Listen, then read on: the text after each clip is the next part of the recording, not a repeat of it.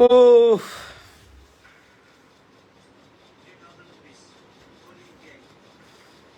सबके प्रणाम बा, सबके पैर छू के प्रणाम करत तनी। आप सबके राइटर हम अखिलेश कश्यप।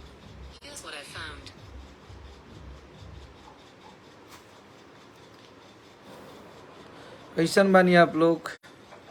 जुड़िए आप लोग, जल्दी जल्दी से जुड़ जाइए। आप सबसे बहुत सारा बात करना है। कोई गाने की प्रमोशन करने के लिए लाइव नहीं आया है। ये देखिए हमारे साथ हैप्पी जी हैं, अनुज भैया हैं, सतीश जी हैं। सतीश जी देखिए, आज हम लिखले बानी अपना लाइव के ऊपर में कि आज मैं बहुत खुश हूँ। तो इसलिए खुश हूँ कि आज हमनी के अन्नपूर्णा फिल्म से जितना भी बड़ा बड़ा गाना बंद रहा सर, सारा गाना खुल चुकल बा। चाहे वो झगड़ा होके, कजरा होके, ब्रांडेड लड़का होके, हरदी लागे जान के होके, जितना भी गाना रहे सब धीरे धीरे मान के चली खुलिए गई। होली वाला गाना एका दुको निके खुलल, वो खुल जाई। तो बहुत बहुत आभार और धन्यवाद हमरा तरफ से रही ग्लोबल म्यूजिक जंक्शन, जिसके मालिक हमारे बड़े भाई राजकुमार भैया हैं, राजकुमार सिंह जी। आपको थैंक यू सो मच कि आपने हमारी भावना को, हमारी मेहनत को समझा और आपने हमारे गाने को खोला। उसके लिए थैंक यू सो मच। और आप सबका बहुत सारा सपोर्ट था कि वो हमारे गाने नहीं थे और वो हमारे गाने अब नहीं रहे थे, वो आप सबके गाने हो गए थे। और उन सारे गानों का इमोशन आप लोगों से जुड़ा हुआ था। सब लोग बार बार कमेंट करते थे, भैया झगड़ा कब आएगा, हरदी कब आएगा, ब्रांडेड लड़का कब आएगा। इतने बड़े बड़े गाने जिसको आप लोगों ने बहुत सराहा और बहुत प्यार दिया था, तो वो सारे के सारे गाने ओपन हो चुके हैं। और आप लोग जाके उस गाने को अभी से सुनिए। अन्नपूर्णा फिल्म पे कम्युनिटी में भी लगा हुआ, अन्नपूर्णा फिल्म पे दिखेगा, तो आप लोग जाके वो गाना के सुनी जाए और आशीर्वाद प्यार दी जाए। और बहुत बहुत धन्यवाद फिर से हमारे तरफ से ग्लोबल म्यूजिक जंक्शन को, जितने भी ऑल ओवर उनके टीम में काम करने वाले लोग हैं, सभी को थैंक यू सो मच कि आप सबने हमारे गाने को खोला। और आप सबको एक और धन्यवाद दियल चाहतनी कि हमारा ललका टी शर्टवा एगो गाना मार्केट में बहुत ज़्यादा बाज रहल बा, आप सबके पता भी बा, हर जगह शादी विवाह में। आज ओकर 1 लाख रील भी आप लोग पूरा कर देनी जाए। तो ओकरा खातिर भी जितना भी रील लोग बनीले बा, लोग जे नइखे बनीले ओकरा के भी बहुत बहुत धन्यवाद और बहुत बहुत शुक्रिया कि आप लोगों ने अपने भाई को इतना सपोर्ट किया, इतना सहयोग किया। और आज हमारे गाने का व्यूज 8 मिलियन क्रॉस कर गया। 7 दिन में 8 दिन में 8 मिलियन, तो हमारे लिए बहुत बड़ा चीज़ है। और आज रोड लेवल पे, ग्राउंड लेवल पे गाने बजने लगे। ये हमरा नहीं के करे कि हमरा लगा था कि कल रात को ऐसे मेरे बहुत सारे भाइयों का वीडियो कॉल आया, जिन्होंने मुझे वीडियो कॉल पे दिखाया। और हर जगह शादी में जहाँ बज रहा है, लोग मुझे जो हमारे जानने वाले लोग हैं, सब लोग वीडियो कॉल करके दिखाते हैं। तो अच्छा लगता है कि चलिए आप लोग हमारे गाने को रोड पे बजा रहे हैं, नाच में बाजता, समियाना में बाजता। तो हरदी वाला भी सॉन्ग आ गया है मेरे भाई, तो बहुत अच्छा लगता। और बहुत दिन से आदमी बंक भी रहा भोजपुरी में, आप लोग के इंटरटेन ना करा पाओ। जहाँ बहुत सारा गाना हमनी के बंद रहा, बहुत केस कोर्ट के कचहरी आदमी झेलत परेशान रहा। तो आप लोग के गुड न्यूज बा कि सब कुछ खत्म बा। और धीरे धीरे आपका भाई भी, और जितने भी गाने धीरे धीरे बंद हुए हैं, सारे के सारे खुल जाएंगे। सब कुछ सही होने वाला है, धीरे धीरे सब कुछ सही हो जाएगा। तो आप सब ऐसे ही मोहब्बत और आशीर्वाद प्यार बना के रखिए हम सभी पे। हम सभी भाई हैं। आप सब से शुरू से ही बोलते आ रहे थे कि ये घर का झगड़ा था, आपस में बैठ के ही हम लोग सॉर्ट आउट कर सकते थे, जो कि हम लोगों ने किया। और आज धीरे धीरे सारे झगड़े ख़त्म होते गए और सब कुछ सही होने वाला है। तो बस आप सब मोहब्बत और आशीर्वाद प्यार बना के रखिए अपने भाई पे। और जहाँ जहाँ भी गाना बाजता ललका टी शर्ट वगैरह के, जल्दी से आप लोग बहुत स्लो व्यूज मत ले जा। वो अभी घंटा के मान के चलिए 80,000 90,000 चलता, तो 2 लाख में तब्दील करिए, वायरल कर दीजिए उसको। इतना बड़ा गाना, और हमारी माता बहनें भी उसको सुन रही हैं।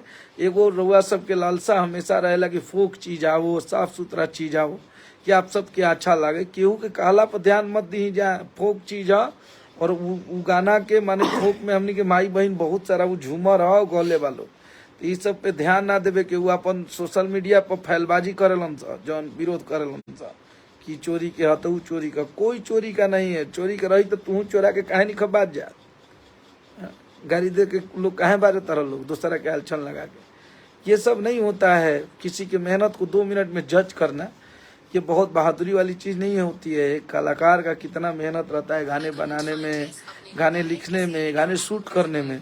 आप 2 मिनट में जज कर देते हैं कि फ्लॉप है हिट है। तो आप लोग खाती और आप लोग से जौन वादा हम कहले रही कि आप लोग निश्चित रही जो आपकी पारी जौन आई हिट है, तो आप लोग बस। और आप सबके एगो और गुड न्यूज़ दे देता नहीं कि काल पोस्टर या काल शाम के टीजर या पोस्टर रिलीज होता। सैड सॉन्ग जो है हमारा वो कैसेट के नाम हो, वो एल्बम के नाम हो शादी होता जान के। तो आप सब टाइटल से ही समझ सकता नहीं कि कितना दर्दनाक सैड सॉन्ग हुई। और आप सबके गारंटी कहते नहीं कि एक एक बात आप लोगों को मजबूर कर देगा सोचने पे, इतना तगड़ा वो सैड सॉन्ग बनाया हम लोग। बहुत अच्छा सैड सॉन्ग वो लिखे हैं और हम बहुत कम सैड सॉन्ग लिखीला, लेकिन रहेला बात तो आप लोग हमेशा ओकरा के सुनी ला जाए। जैसे हरदी गाना के एक एक चीज़ आप लोग वायरल के ले रही जाए, रोवाला से उनका झरे बनवा के पाता, प्यार के प्रेम के मतलब रब जिए, प्यार के मतलब रब जी आज वे बुझाता। तो ऐसा ऐसा चीज़ हमनी के अक्सर आप सब खातिर इंटरटेन करे खातिर लेके आई ले जा। और हमनी के कोनो ना हम ह ना घमंड ह, कितना गाना आप लोग के आशीर्वाद से हिट भइल, भुला गइलन आदमी, लेकिन कोनो प्रतिक्रिया ना रहेला कि हम बहुत बड़ा राइटर हैं, चाहे बहुत बड़ा हमारा खातिर ये अचीवमेंट बा। आदत हो गई बा हिट दे दे, तो कोनो हमरा ओसे थू ना रहेला। एक घड़िया का बोला था भाई, बार बार नहीं बोलेगा, वो सीरीज लीक हो गया था। तो आप लोग बस अपने भाई को सपोर्ट कीजिए। और मुझे वो लोग फैलेलन, वो लोग फेसबुक पर बोलेला जेकर नया नया गाना बाजेला। अखिलेश कश्यप के भोजपुरी में बजता 5 साल हो गई, भुला गई बनी कि भोजपुरी में कितना हिट दिल बने आदमी। 1-2 गो बाजल बगाना बाजता, लोग तो साल भर में आके चमक के कहाँ गायब हो जाता पते नहीं चलो है। लेकिन हमें और आप लोग का मोहब्बत रहा, आप लोग का प्यार रहा, तो भगवान न करे हमारे अंदर कभी अहम आए और कभी हमें ईगो आए, कभी हमें घमंड आए कि मैं बहुत बड़ा राइटर हूँ। ये सब के शौक ना हो। इंसान बन के रहल बनी जा, जे पर्सनली मिलल बा जानता, चाहे जे हमनी के संगे रहता, सबके पता बा कि हम लोग के अंदर कोई हम नहीं है, घमंड नहीं है। ऊपर वाला इसी का हिसाब करते रहता है हमारे साथ कि आप लोग के मोहब्बत से आज देखिए एक राइटर का एक चैनल और उस पर वो गाना आता है और आप लोग भर के प्यार देते हैं, आज वो ब्लॉकबस्टर हिट हो गया। तो इससे ज़्यादा और क्या चाहिए हम लोग को? आप सबका बस प्यार बना रहे। इतने लोग, इतने भाइयों का प्यार मिलता है, ये कम है एक राइटर के लिए। इससे ज़्यादा का कभी सपने में भी नहीं सोचे थे, ना उम्मीद किए थे। बस आप सबका प्यार बना रहे। आज आप सबके मोहब्बत से सारे के सारे गाने खुल गए, रिलीज हो गए, सबसे बड़ा चीज़ है। इससे बड़ा और हमारे लिए खुशी हो ही नहीं सकता है, क्योंकि हमारे एक एक गाने में, एक एक लाइन में इमोशन जुड़ा रहता है, एक एक चीज़ को दिल से आदमी लिखा है। तो वो सब चीज़ों सुनते हैं, वो सब चीज़ें जब आती है कान में तो लगता है यार वो मेरा फील था। तो वो सारे के सारे गाने रिलीज कर दिए गए हैं। बहुत बहुत थैंक यू सो मच ग्लोबल म्यूजिक जंक्शन आपको, कि आप सबने हमारी इमोशन को और हमें समझा और इतना आप लोगों ने प्यार दिया और हमारी बातों को रखा। तो बहुत बहुत धन्यवाद। और ललका टी शर्टवा के क्या कहे के बा, ललका टी शर्टवा बाबा आज 80% गाना आपका बज रहा है, ललका टी शर्टवा। Thank you so much. ये हमनी के बोले के बा, ये आप लोग बोलब जना, आप लोग बजाइब जा, आप लोग बताइब जा लोग के। हमनी के कहाँ औकात बा बोलेंगे? हमनी के तो देखत नहीं जा, जौन रउआ सब कहत नहीं जा। तो हमनी के ना भगवान मत करस कि हम जिसके साथ काम करते हैं ना कभी उसे ईगो आए, और जो उनके साथ काम करते हैं हम लोग, तो ना हम लोग को कभी ईगो आए। बाकी लोग बोलत हन अपने ले बोले के बा। आप सब मोहब्बत बनैले रही जा और प्यार आशीर्वाद मिला था बहुत तगड़ा। एक एक चीज़ ललका टी शर्टवा आज इंस्टाग्राम खोलला पे हर जगह ललका टी शर्टवा से लाले लाल भइल बा। तो ये मोहब्बत बस बरकरार रहे। बहुत तगड़ा तगड़ा अभी गाना लेके आए, जहाँ 12 तारीख के हमार या देख ली कब टाइम मिला था पता चली, टीम द्वारा मैनेजमेंट द्वारा हमरा लागत 1-2 दिन में रिलीज हुई सैड सॉन्ग शादी होता जान के। बहुत तगड़ा गाना बा जौना में प्रियंका सिंह जी भैया के संगे गौले बाड़ी, सुधीर कुमार यादव रील मैं भी बनाया हूँ। थैंक यू सो मच मंतोष, मेरा छोटा भाई। कैसा है मंतोष? ये मंतोष है जो हमारे सुख दुख में दिन रात हमारे साथ रहता है, भाई है मेरा। इसका फोटो हमने फेसबुक पे डाला था। तो लव यू मेरे भाई। Amit Yaduvanshi love you too मेरे भाई। सभी को लव यू। एमडी सहनशाह नमस्ते भैया। सबके बहुत बहुत धन्यवाद और आप लोग को बहुत बहुत आभार कि आप सब ऐसे ही। आरा पटना में बज रहा है। जय हो भाई हमार। बहुत सुपर सॉन्ग है ललका टी शर्टवा वाला। रोहतास जिला में भी बज रहा है भैया। जय हो भाई। बक्सर जिला के बाग लव यू भैया, सबके लव यू। ये आप सब बोली लगे तो ठीक लागेला, हमनी के अपना से नहीं के बोले के।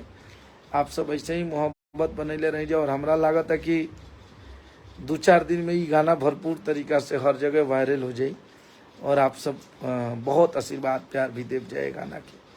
हमरा ये उम्मीद बा अपना लेखनी पे, अपना मेहनत पे हिट है बॉस। लव यू भाई। ललका टी शर्टवा वाला सुपर डुपर हिट सॉन्ग है भैया। लव यू भाई। लक्ष्मण कुमार जी बाबा आप कहाँ मिलेंगे? हम पटना रहते हैं मेरे भाई। तो बस आज यही खातिर आई बहनी है कि जौन आप सबके गाना रहा और एन वक्त पे लगन में खुलल बा जौन कि आप सब बजा के इंजॉय भी कर सकते हैं निजा गाना के। तो बस सारा गाना ओपन हो गई बा। आप सब आशीर्वाद प्यार बनौले रही जाए और ललका टी शर्टवा पे विशेष ध्यान दी जाए। जहाँ भी आप सबके वीडियो मिला तो हमके वीडियो भेजी जाए। हम अक्सर पोस्ट करीला अपना फेसबुक पे, तो आप सबके भी वीडियो पोस्ट करब। पुणे में भी बज रहा है भैया। लव यू आप सभी को। दिलीप यादव जी भैया लव यू। तो बोलिए लव यू टू मेरे भाई दिलीप जी। सभी को बहुत बहुत धन्यवाद कि आप सबने बहुत प्यार दिया है अपने राइटर को, अपने सुपरस्टार को।